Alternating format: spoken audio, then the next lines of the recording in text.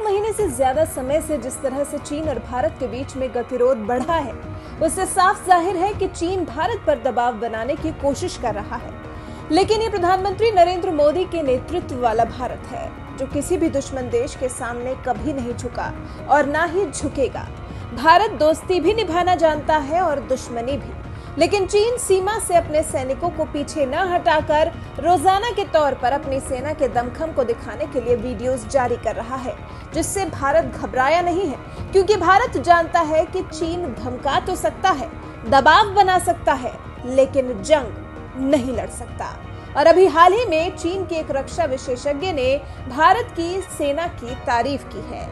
माना है कि भारत की सेना पहाड़ों पर लड़ने के लिए सबसे बड़ी, अनुभवी, ताकतवर और सबसे घातक हथियारों से लैस सेना है, और ऐसी क्षमता न अमेरिका के पास है, न रूस के पास है और न ही यूरोप के किसी देश के पास है, जिससे साफ है कि चीन को भी कहीं न कहीं पता है कि भारतीय सेना की क्या अहमियत है। चीन अपनी कमजोरियों से अच्छी तरह वाकिफ है, तभी तो वो लगातार अपने सैन्य बजट में बढ़ोतरी कर रहा है, जो कि $261 बिलियन पहुंच गया है। दुश्मनों को नेस्तनाबूद करने के लिए वीर सैनिकों की भी जरूरत है। कहीं न कहीं चीन को पता है कि उसकी सेना में ऐसे ही जवानों की कमी है। अभी हाल ही के वायरल हो रहे वीडियोस में साफ देखा गया है कि चीनी सैनिक हैंड ग्रेनेड फेंकने में भी सक्षम नहीं है। दरअसल कमी तो चीनी सैनिकों के प्रशिक्षण में है, क्योंकि अपने प्रशिक्षण का 30 से 40% हिस्सा चीनी सैनिकों को चीन की कम्युनिस्ट पार्टी के बारे में जानने में गुजारना पड़ता है।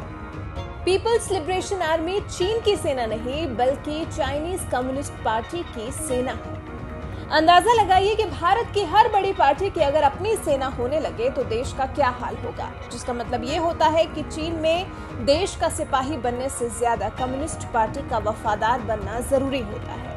चीनी सेना का जनरल सीसीपी का वफादार होता है, उसके बाद देश हित के बारे में सोचता है। कंपनियों में निवेश करने में और राजनीतिक रसूख को बढ़ाने में चीनी सेना के जनरलों का ज्यादा ध्यान रहता है। कुल मिलाकर चीन की सेना में सियासी दखलंदाजी चीन की सेना को प्रोपेगेंडा सेना में बदल चुकी है। पीएलए अलग नहीं है, वो सीसीपी का ही एक हिस्सा है।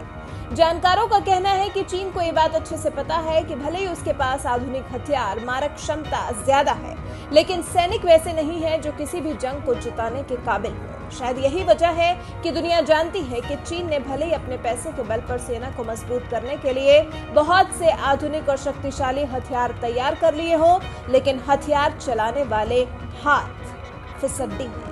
यही सब कुछ वजह है जिनके बल पर कहना आसान है कि चीन भारत तो चाहे कितना ही क्यों न धमका ले, लेकिन असल में उसमें जंग लड़ पाने की या फिर उस जंग को लड़कर जीत पाने की हिम्मत बिल्कुल भी नहीं है।